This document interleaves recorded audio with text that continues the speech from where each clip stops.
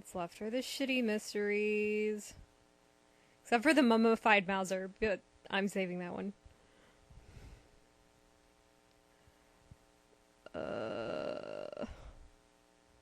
For real, these are all boring.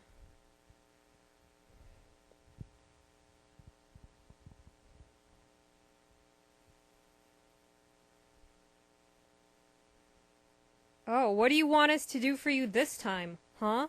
Huh? Want me to write your article? Huh? Hello, you two. Thought I'd pop by and let you in on my latest scoop. Great, what's going on? Scotland Yard is on the brink of cracking an ivory smuggling ring. Only Sticky Pit is. They're not sure which of their suspects should be charged. Maybe Carson and I can help out. Let's get over there, Carson. All of Scotland Yard is totally puzzled. They're like, shit, I wish the Eagle Eyes were here. You're just completely at a standstill. Oh man, it's both of them. Wow, Scotland Yard must be taking this case very seriously. Both Inspector Blodges and Inspector Gage are on the case, and neither of them have any clue what the hell to do.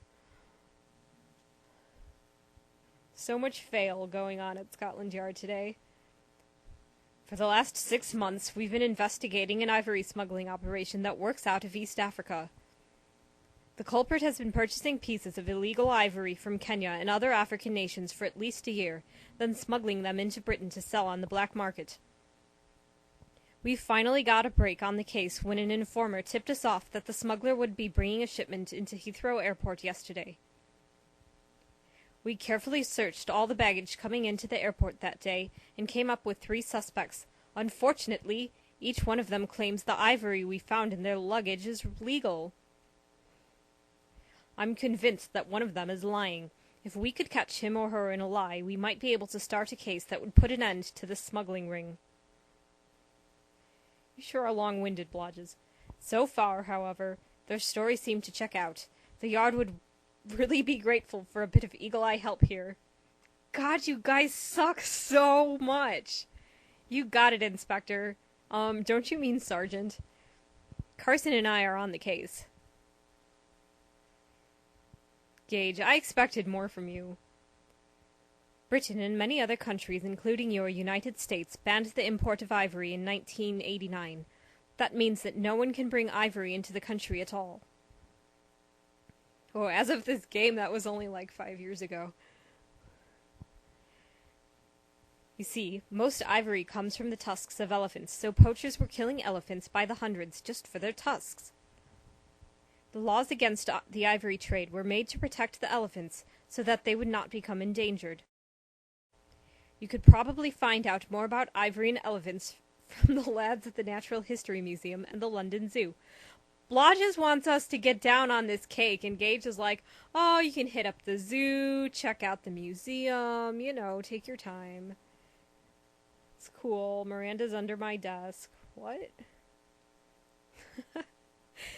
This guy just looks like a scumbag. Mr. Morley's statement to Scotland Yard is on videotape. Is he supposed to be French? He looks French. I don't remember. I'm shocked by this accusation. I'm no smuggler. That tusk is all I have left of my childhood pet, Buttercup. It's that mustache. It's throwing me off. But French people didn't live in India, so never mind. Buttercup was a lovely elephant, my constant companion when my parents and I lived in India. Like, you can already tell just from his menu sprite that he's the one who has the ivory. Like, what is that hair? What is going on? At least get a toupee that matches the rest of it. When Buttercup died, my father removed her tusks for my brother and I to keep so that we would always remember our treasured pet. I would never have brought the tusk back to Britain had I known it would violate the law, but I assure you this tusk was legally obtained. These accusations of ivory smuggling are an outrage. Your hair is an outrage, sir. The report from the customs officials at Heathrow contained files on each of the suspects. Mr. Morley's suitcase contained a 4-foot-long elephant tusk. He was returning from India on business. He is captain of the Bloomsbury Batsman cricket team. Wait, I thought Guy Wingo was their captain or something. Make up your mind, game. Miss Louie's suitcase contained 2 large cases of ivory buttons, jewelry, and statuettes. Miss Louie was returning from Brazil. She has a small business that supplies goods to Covent Garden merchants.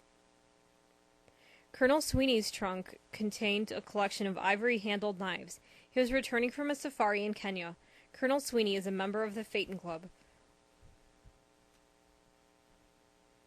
Miss Louie's testimony is on the department videotape.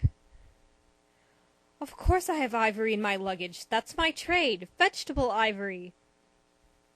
I don't remember if she has a British accent either. The items I sell to Mr. Flynn at Covent Garden aren't made from any kind of animal. They're made from South American nuts. That's not illegal. I demand that you run tests to prove it. Blodges and Gage were like, nuts? That's crazy. Nuts don't look like ivory. Jail for you. Colonel Sweeney didn't do it. He's the man. Plus, he's the Eagle's neighbor. And he went to Eton. I don't know what that has to do with anything, but obviously, if he went to Eton, he didn't do it. Colonel Sweeney's statement is on the department videotape. Preposterous. Well, I never. Those knives were made for me by my old chum, Professor Ugrit. Who? What? He's been experimenting with artificial ivory for years. Ugrit created the ivory for those knife handles in his laboratory in Kenya. I forbid you to run tests on them. His formula must remain top secret until he can patent it.